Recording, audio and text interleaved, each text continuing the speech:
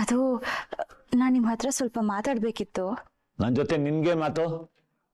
ನಿನ್ನೆ ನೀವು ಪೊಲೀಸ್ ಸ್ಟೇಷನ್ಗೆ ಹೋಗಿದ್ರಲ್ಲ, ಅಲ್ಲಿ ನಿಮ್ಗೇನು ತೊಂದರೆ ಆಗ್ಲಿಲ್ವಾ? ಎಲ್ಲ ಸಾಲ್ವ್ ಆಯ್ತಾ? ಮುಂದೆ ಏನು ಸಮಸ್ಯೆ ಆಗಲ್ಲ ತಾನೆ? ಅದೆಲ್ಲ ನಿನ್ಗ್ಯಾಕೆ?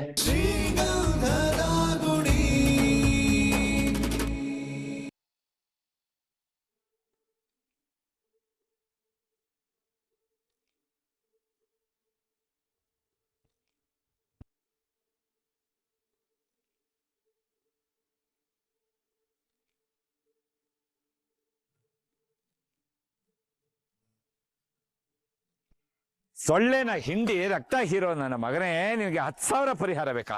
ಬಾರೋ ನನ್ನ ಮಗನೇ, ಕೊಡ್ತೀನಿ. 10 ಅಲ್ಲ 20 ಕೊಡ್ತೀನಿ. ಬಾರೋ ಬಾ ನನ್ನ ಮಗನೇ, ಬಾ.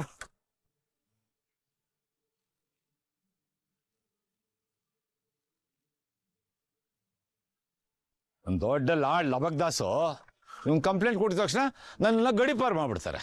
ಹೇ,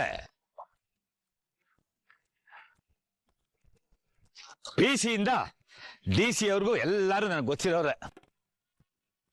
ಅಪ್ಪ, ಮುತ್ತು, ಸ್ವಲ್ಪ ತಿಂಡಿ ರೆಡಿ ಮಾಡು, ನನ್ ಕೆಲಸ ಇದೆ, ಹೋಗಿ ಬರ್ತೀನಿ. ಅಪ್ಪ ತಿಂಡಿ ರೆಡಿ ಆಗಿದೆ, ಮಾಡ್ಕೊಂಡು ಹೋಗ್ಬಿಡಿ. ಆ ಜಯರಾಮ್ನ ಅಂಗಡಿ ತನಕ ಹೋಗಿ ಬರ್ತೀನಿ. ಆ ಚಿದಂಬರ ಅಲ್ಲೇ ಸಿಗ್ತಾನೆ. ಅವ್ನು ನನ್ನ ಕೈಗೆ ಸಿಗ್ಲಿ ಇವತ್ತು. ಆನೆ ಸೊಂಡ್ಲಿಕ್ಕೆ ಸಿಕ್ಕಿದ್ ಕಬ್ಬಿನ ತರ ಹಿಂಡಿ ಬಿಡ್ತೀನಿ. ಅವನ ಅಪ್ಪಿ ತಪ್ಪಿ ಇಲ್ಲಿ ಬಂದ್ರೆ ಹೇಳ್ಬಿಡು, ಅವನ್ ಸಮಾಧಿ ಮಾಡ್ತೀನಿ ಇವತ್ತು ಅಂತ. ಇವ್ನ್ ಯಾಕೆ ಬಿಡ್ರಿ ಇಷ್ಟ ಬೇಗ? ಮಧ್ಯಾಹ್ನದವರೆಗೂ ಇಟ್ಕೊಳಕೇನು, ನೆಮ್ಮದಿಯಾಗಿ ನಿದ್ದೆ ಮಾಡಕ್ಕೂ ಬಿಡೋಲ್ಲ. ಅಪ್ಪ, ಅಬ್ಬಾ, ಸದ್ಯ ನಿಮ್ಮಪ್ಪ ಹೇಗೋ ವಾಪಸ್ ಬಂದ್ರಲ್ಲ, ನಂಗೆ ಅದೇ ಖುಷಿ. ನಾನು ನೆನ್ನೆನೆ ಹೇಳಿರ್ಲಿಲ್ವಾ ಬೆಳಗ್ಗೆ ಅಷ್ಟ್ರಲ್ಲಿ ಬಂದ್ಬಿಡ್ತಾರೆ ಅಂತ? ನೀವೇ ಸುಮ್ಮನೆ ಗಾಬರಿ ಆದ್ರಿ. ಅದೇ ಗೊತ್ತಿತ್ತು ನಿಮ್ಗೆ ಅವ್ರು ವಾಪಸ್ ಬಂದೇ ಬರ್ತಾರೆ ಅಂತ? ಪೊಲೀಸ್ ಅವ್ರಿಗೇನ್ ಬೇರೆ ಕೆಲಸ ಇಲ್ವಾ? ಇವ್ರನ್ನ ಕರ್ಕೊಂಡೋಗಿ ಅವ್ರೇನ್ ಮಾಡ್ತಾರೆ? ಫ್ಯಾಮಿಲಿ ಪ್ರಾಬ್ಲಮ್ ಅಂದ್ರೆ ಪಂಚಾಯತಿ ಮಾಡಿ ಕಳ್ಸಿರ್ತಾರೆ ಅಷ್ಟೇ. ನಂಗಿದೆಲ್ಲ ಹೊಸದಣ್ಣ. ನನಗೆ ಅವ್ರು ಫಸ್ಟ್ ಕರ್ಕೊಂಡು ಹೋದಾಗ ಭಯನೇ ಆಗೋಗಿತ್ತು. ಮೊದಲನೇ ಸಲ ನಮಗೂ ಹಾಗೆ ಅನ್ಸಿತ್ತು. ಹೋಗ್ತಾ ಹೋಗ್ತಾ ರೂಢಿ ಆಗೋಯ್ತು. ಹೇಗೋ ಅವ್ರನ್ನ ನೋಡಿದ್ಮೇಲೆ ನಂಗೆ ಸಮಾಧಾನ. ಬನ್ನಿ, ನಿಮಗೆ ಟೀ ಕೊಡ್ತೀನಿ. ಬೇಡ ಬೇಡ, ನಾನು ಸ್ವಲ್ಪ ಫ್ರೆಶ್ ಅಪ್ ಆಗಬೇಕು, ಆಮೇಲೆ ಕುಡಿತೀನಿ.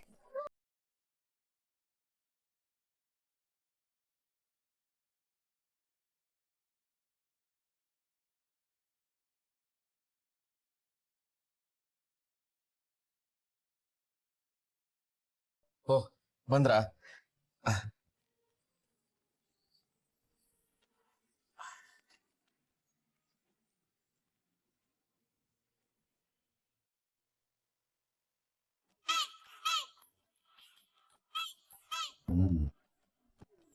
ಎಲ್ರು ಬೇಗ 5:15 ಎದ್ಬಿಡ್ತಾರೆ ಅಂದ್ರೆ ನೋಡಿದ್ರೆ ಇನ್ನೂ ಮಲಗಿದ್ದಾರೆ.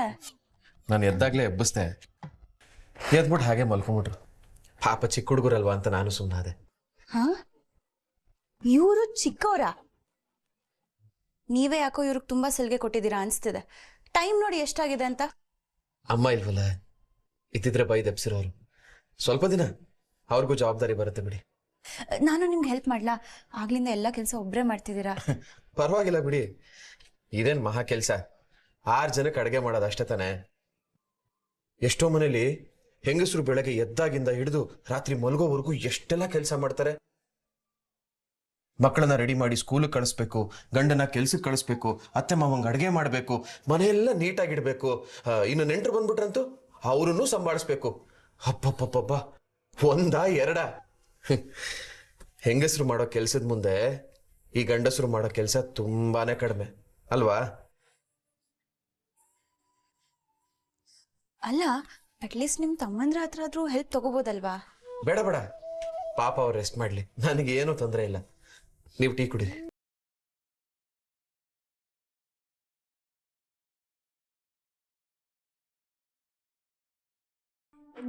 ಏನು ಯೋಚನೆ ಮಾಡ್ತಿದ್ದೀರಾ? ಆ ಚಿಕ್ಕ ಮಕ್ಳನ್ನ ಹೇಗೆ ಎಬ್ಸೋದು ಅಂತ ಯೋಚನೆ ಮಾಡ್ತಿದ್ದೀನಿ. ಅಯ್ಯೋ ಬೇಡ, ಪಾಪ ಅವ್ರು ಮಲ್ಕೊಳ್ಳಿ. ನಿಮ್ ತಮ್ಮ ಹೇಳಿದ್ ನೋಡಿದ್ರೆ ಬೆಳಿಗ್ಗೆ ಅವರೇ ಬೇಗ ಎದ್ದು ಮನೆಯೆಲ್ಲ ಸಾರಿಸಿ ಗುಡ್ಸಿ ರಂಗೋಲಿನೂ ಅವರೇ ಹಾಕ್ತಾರೆ. ಮತ್ ಅವ್ರಿಲ್ದೆ ಈ ಮನೇಲಿ ಒಂದ್ ಹುಲ್ ಕಟ್ಟಿನೂ ಅಲ್ಲಾಡಲ್ಲ ಅನ್ನೋ ರೇಂಜ್ ಬಿಲ್ಡಪ್ ಕೊಟ್ಟಿದ್ರು. ಇಲ್ಲಿ ನೋಡಿದ್ರೆ ಇನ್ನೂ ಮಲ್ಗಿದ್ದಾರೆ.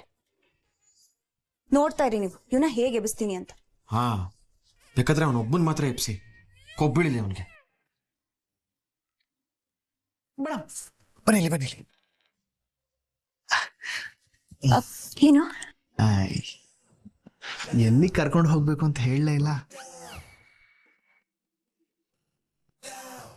ಇನ್ನೆಲ್ಲಿಗೆ? ಮನೆ ನೋಡಕ್ಕೆ. ಯಾರ ಮನೆ ನೋಡಕ್ಕೆ? ನೆನ್ನೆ ಹೋಗಿದ್ವಲ್ಲ, ಅದೇ ತರ ಬೇರೆ ಕಡೆ ಎಲ್ಲಾದ್ರೂ ಹೋಗಿ ಮನೆ ಹುಡ್ಕೋಣ. ನೆನ್ನೆ ಬಿಸಿಲು ಬಿರುಗಾಳಿನೂ ಲೆಕ್ಕಿಸ್ದೆ. ಎಷ್ಟು ಮನೆ ನೋಡಿದ್ವಿ, ಎಷ್ಟು ಹಾಸ್ಟೆಲ್ ನೋಡಿದ್ವಿ. ID ಪ್ರೂಫ್ ಇಲ್ಲದೆ ಒಂದ್ ಕಡೆನಾದ್ರೂ ಕರ್ಕೋತೀನಿ ಅಂತ ಹೇಳಿದ್ರಾ? ಈಗ್ಲೇ ಆಧಾರ್ ಕಾರ್ಡ್ ಬಗ್ಗೆ ಮಾತಾಡೋದು ಬೇಡ. ನಮಗ್ ಮನೆ ಇಷ್ಟ ಆದ್ಮೇಲೆ ನಿಮ್ ಅಣ್ಣಂಗೆ ಹೇಳಿದ್ರೆ ಆಯ್ತು. ಹೇಗಿದ್ರು ಇಲ್ಲಿ ಇರೋರೆಲ್ಲ ಅವ್ರಿಗೆ ಪರಿಚಯ ಇರ್ತಾರಲ್ವಾ.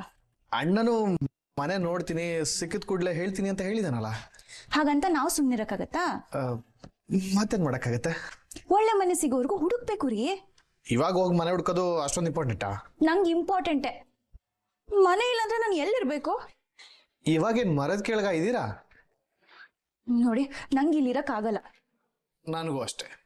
ಇವತ್ತು ನಾನು ನಿಮ್ಮ ಜೊತೆ ಬರೋಕ್ಕಾಗಲ್ಲ. ನನಗೆ ತುಂಬ ಕೆಲಸ ಇದೆ.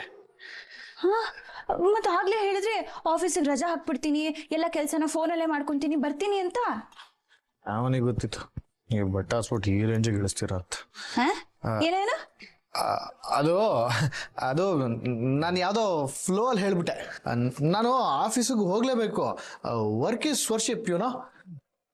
ಹಾಗಾಗಿ ಈ ಹೊಟ್ಟೆಗೆ ಬಟ್ಟೆಗೆ ಕೆಲಸ ಮಾಡಲೇಬೇಕು. ನೀವೇ ನೋಡ್ತಿದ್ದೀರಲ್ಲ, ಮನೇಲಿ ಇಷ್ಟೊಂದು ಜನ ಇದ್ದಾರೆ, ಎಲ್ಲರೂ ನೋಡ್ಕೊಬೇಕು. ಓ, ಅದೆಲ್ಲ ನೀವೇ ನೋಡ್ಕೋತೀರಾ?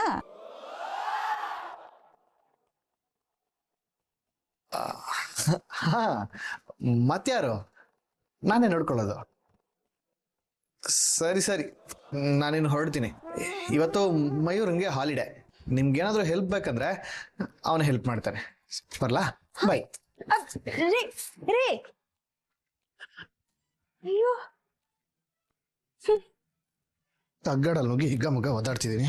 ಇವ್ರು ನೋಡಿದ್ರೆ ಹಾಸ್ಟೆಲ್ಲು, ರೂಮು, ಮನೆ ಹುಡುಕ್ಬೇಕು ಅಂತ. ಇದೇ ಆಗೋಯ್ತು ಅವ್ರದ್ದು. ಏನಾ ಕೆಲ್ಸಕ್ಕೆ ಹೋಗ್ತಿದ್ಯಾ? ಹಾ, ಅವಾಗ್ಲೇ ಅದಕ್ಕೆ ನಿನ್ ಜೊತೆ ಹೊರಗಡೆ ಹೋಗ್ಬೇಕು ಅಂತಿದ್ರು. ಅಂದ್ರು ನಾನು ಬರೋಕ್ಕಾಗಲ್ಲ ಅಂತ ಹೇಳಿದೆ. ಏನಣ್ಣ ನೀನು? ಅಲ್ಲ ಅಣ್ಣ, ಕೆಲ್ಸಕ್ಕೆ ಇಷ್ಟು ದಿನ ರಜಾ ಹಾಕಿದ್ಯಾ, ಇವತ್ತೊಂದಿನ ಕೆಲ್ಸಕ್ಕೆ ರಜಾ ಹಾಕಿ ಅದಕ್ಕೆ ಹೊರಗಡೆ ಕರ್ಕೊಂಡು ಹೋಗ್ಬೋದಿತ್ತ?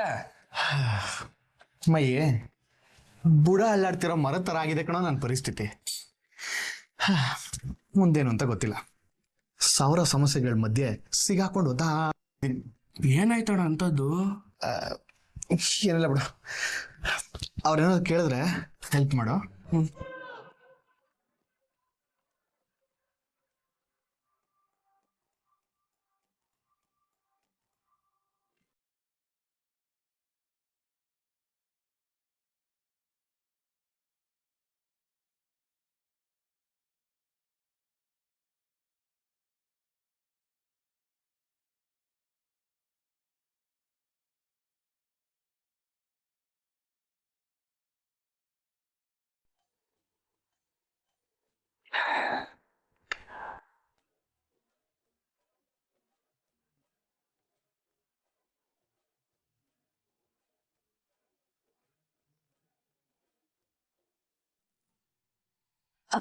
ಅದು ನಾನು ನಿಮ್ಮ ಹತ್ರ ಸ್ವಲ್ಪ ಮಾತಾಡ್ಬೇಕಿತ್ತು. ನನ್ನ ಜೊತೆ ನಿನ್ಗೆ ಮಾತು? ನಿನ್ನೆ ನೀವು ಪೊಲೀಸ್ ಸ್ಟೇಷನ್ಗೆ ಹೋಗಿದ್ರಲ್ಲ, ಅಲ್ಲಿ ನಿಮ್ಗೇನು ತೊಂದರೆ ಆಗ್ಲಿಲ್ವಾ? ಎಲ್ಲ ಸಾಲ್ವ್ ಆಯ್ತಾ? ಮುಂದೆ ಏನು ಸಮಸ್ಯೆ ಆಗಲ್ಲ ತಾನೆ? ಅದೆಲ್ಲ ನಿನ್ಗ್ಯಾಕೆ? ಅದನ್ನ ಕಟ್ಕೊಂಡು ನೀನೇನ್ ಮಾಡ್ತೀಯ?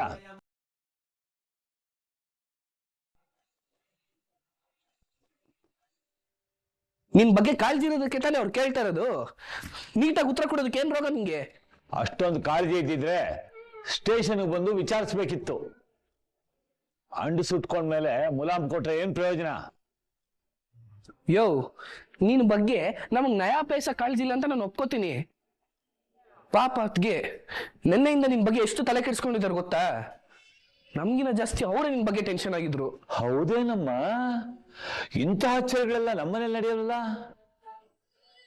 ಅಲ್ಲ, ಅದು ಪೊಲೀಸು ನಿಮ್ನ ಕರ್ಕೊಂಡು ಹೋಗ್ಬಿಟ್ರಲ್ಲ, ನಂಗೆ ತುಂಬಾ ಗಾಬರಿ ಆಗೋಗಿತ್ತು.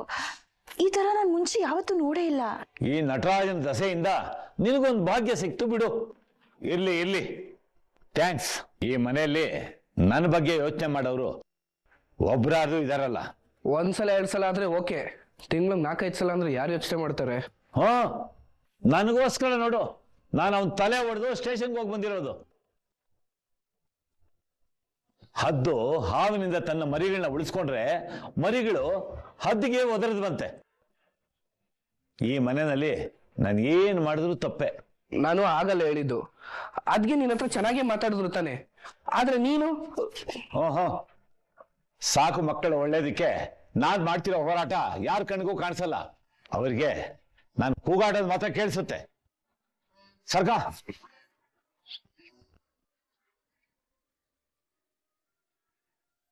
ಅವ್ರೇನೋ ಸಾಕ್ ಮಕ್ಳು ಅಂತ ಹೇಳ್ದಂಗಿತ್ತು. ನೀವು ಬೇಜಾರಾಗ್ಬಿಡಿ. ಅದಕ್ಕೆ ಆ ಮನುಷ್ಯ ಆಗೇನೆ, ಅದಕ್ಕೆ ಅವ್ರ ಕಂಡ್ರೆ ನಮ್ಗೆ ಯಾರಿಗೂ ಆಗಲ್ಲ. ನಂಗೇನ್ ಬೇಜಾರಿಲ್ಲ. ಛೇ, ಯಾವಾಗ ನೋಡಿದ್ರು ಇಡ್ಲಿ ದೋಸೆ. ನಿಮ್ಮ ಅಣ್ಣಗೆ ಬೇರೆ ಏನು ಮಾಡಕ್ ಬರಲ್ವೇನೋ? ತಮ್ಮ ಎಕ್ಸ್ಪೆಕ್ಟೇಷನ್ ಏನಿತ್ತು ದೇವ್ರು? ಅಟ್ಲೀಸ್ಟ್ ಬಿರಿಯಾನಿನೋ ತಂದೂರಿನೋ ಮಾಡಿದ್ರೆ ಚೆನ್ನಾಗಿರ್ತಿತ್ತು. ಹಾ, ಎಲ್ಲ ತಂದಾಕು. ದಿನ ನಿಂಗ ಅಣ್ಣ ತಂದೂರಿಯೇ ಮಾಡಾಕ್ತಾನೆ. ಎಲ್ಲೂ ಹೋದ್ರು ನೆಮ್ಮದಿ ಇಲ್ಲ, ನನ್ನ ಕರ್ಮ.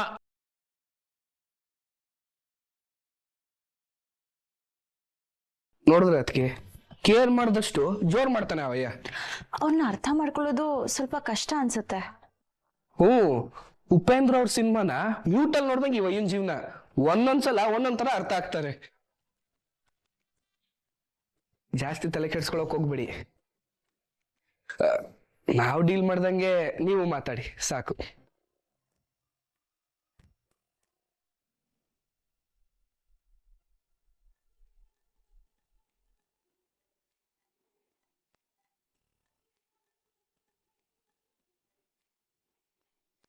ಏನು ಆಗಿಲ್ಲ ಬ್ರೋ. ಅದು ನಾನ್ ಹೇಳ್ಬೇಕು, ನೀನಲ್ಲ. ಅಂಗೈಲಿ ದೀಪ ಹಿಡ್ಕೊಂಡಂಗೆ ನಿನ್ ಕಾರ್ನ ಜೋಪಾನವಾಗಿ ತಗೊಂಡ್ಬಂದಿದೀನಿ ಬ್ರೋ. ಬೆಂಕಿ ಬಿತ್ತು ನಿಮ್ ಬ್ರೋಗೆ. ಕಾರ್ನ 2 ದಿನದಲ್ಲಿ ಮುಟ್ಟಿಸ್ತೀನಿ ಅಂತ ಹೇಳಿ ಕಾಲು ಮೆಸೇಜ್ ನ ಬ್ಲಾಕ್ ಮಾಡಿಟ್ಟಿದ್ಯಾ. ನಮ್ಮಪ್ಪ ನನ್ನನ್ ಗುಮ್ತಾ ಇದಾರೆ. ಅದು ಮನೇಲಿ ನೆಟ್ವರ್ಕ್ ಸರಿ ಇರ್ಲಿಲ್ಲ. ನನ್ನ ಹತ್ರ ಡಿಂಗ್ರಿ ಬೆಲ್ಲ ಆಟ ಇಟ್ಕೋಬೇಡಲ್ಲೋ. ಆಯ್ತು ಮಗ, ಅದ್ ಏನಾಯ್ತು ಅಂದ್ರೆ ಎತ್ತೋ ಕೈ. ಸಿಟಿ ಟ್ರಾಫಿಕ್ ಅಲ್ಲೇ ನನ್ ವೆಹಿಕಲ್ ಓಡ್ಸಕ್ ಹಿಂದೆ ಮುಂದೆ ನೋಡ್ತಾ ಇದ್ದೆ. ಮಗನೆ, ನನ್ ಜೀಪ್ ನ ಅಲ್ಲಿ ಇಲ್ಲಿ ಚೇಸಿಂಗ್ ಫೈಟಿಂಗ್ ಎಲ್ಲ ಮಾಡಿದ್ಯಾ ನೀನು. ಇಲ್ಲ ಕಣೋ, ಅದು ಬೇರೆ ಗಾಡಿ. ನಿನ್ ಗಾಡಿಲಿ ಜಸ್ಟ್ ಪೊಲೀಸ್ ಸ್ಟೇಷನ್ ಇಂದ ಮನೆಗ್ ಬಂದಿದ್ದಷ್ಟೇ. ಲವ್, ಏನೋ ನೀನು ಫ್ರೆಂಡ್ ಆಗಿ ಇಷ್ಟೇ ಏನೋ. ನನ್ ಮದ್ವೆ ಹೇಗೆಲ್ಲ ಆಯ್ತು ಅಂತ ನಿನ್ ಗೊತ್ತು ತಾನೆ. ನಿನ್ ಕಾರಿಲ್ಲ ಅಂದಿದ್ರೆ ತುಂಬಾ ಕಷ್ಟ ಆಗ್ಬಿಡೋದ್ ಮಗ. ಆಯ್ತು ಬಿಡಪ್ಪ, ಏನೀಗ ನನ್ ಹುಟ್ಟ ಮಗಗೆ ನಿನ್ನ ಹೆಸರು ಇಡ್ತೀನಿ ಬಿಡು. ಮುಚ್ಚಪ್ಪ ಸಾಕು ನೀನು. ಮೊದ್ಲು ನನ್ ಕೀ ಕೊಡು. ಲವ್ ಮಗ, ನೀನ್ ಹೆಂಗ್ ಮಾತಾಡ್ತಿದ್ಯಾ ಅಂದ್ರೆ ನನ್ಗೇನೋ ಗಾಡಿನೇ ಓಡ್ಸಕ್ ಬರಲ್ಲ ಅನ್ನೋ ತರ ಮಾತಾಡ್ತಿದ್ಯಾ. ನಾನ್ ಬಾಡಿಗೆ ಓಡ್ಸೋ ಕಾರ್ನೆ ಎಷ್ಟು ನೀಟಾಗಿ ಓಡಿಸ್ತೀನಿ ಗೊತ್ತಾ.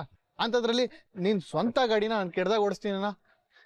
ಗಂಡ್ ರೆಪ್ಪೆ ತರ ಕಾಪಾಡ್ಕೊಂಡ್ ಬಂದಿದ್ದೀನ. ಈ ತರ ಡೈನಾಮಿಕ್ ಡೈಲಾಗ್ ಹೇಳೋದ್ರಲ್ಲಿ ಏನು ಕಮ್ಮಿ ಇಲ್ಲ. ಮೊದ್ಲು ನನ್ ಕೀ ಕೊಡು. ಏನೋ ಮಗ, ನಿನ್ಗೆ ಫ್ರೆಂಡ್ಶಿಪ್ ಗಿಂತ ಕಾರೇ ಮುಖ್ಯ ಆಗೋಯ್ತೇನೋ. ಹೌದಾ, ನನ್ ಕಾರ್ ನನಗ್ ಮುಖ್ಯ. ನಮ್ಮಪ್ಪ ದಿನ ಹಾಕೊಂಡ್ ರುಬ್ತಾ ಇದ್ದಾನೆ. ಕೊಡೋಕಿನ